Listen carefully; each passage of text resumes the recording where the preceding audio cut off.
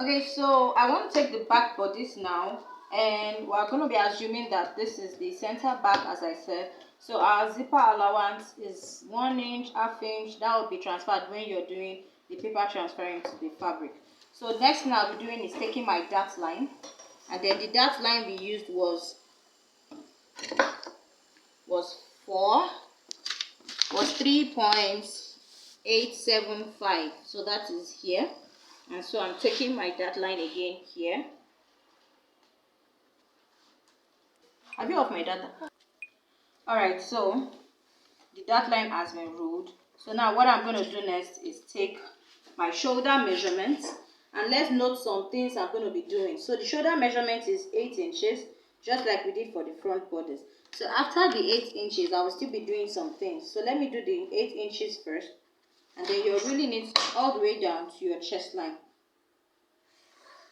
Now this line you have here, I took it all the way down, so it's going to be serving as a form of dart as well. So it's going to be a paneled dart because you will sew it all the way down. So now to sewing this all the way down, you have to add this part you are rolling out. You need to add it to the fabric so that it will not reduce your measurements by the time you start working. So you'll be adding that to it, and it's just going to be 1 inch. Okay,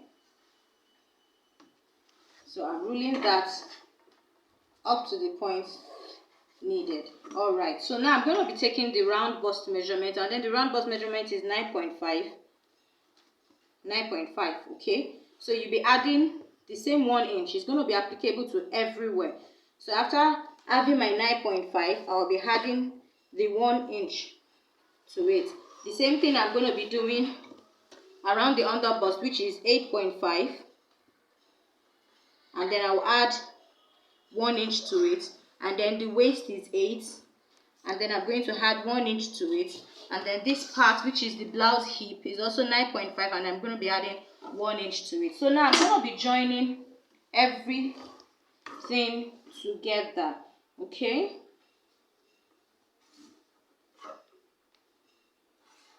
all right, I'm going to be joining everything together like so.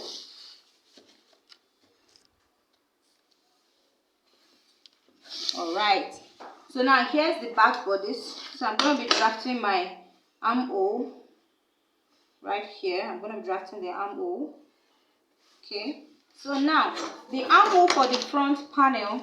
So we're done with this. Before you can draft any neckline, you need to have joined this. Likewise, the front panel, you need to have joined the bustier part. So I'm going to be drafting this part now, but this part always have a little bit of inwardness. Okay, can we see it? So it's different from the back one. Can we see the difference?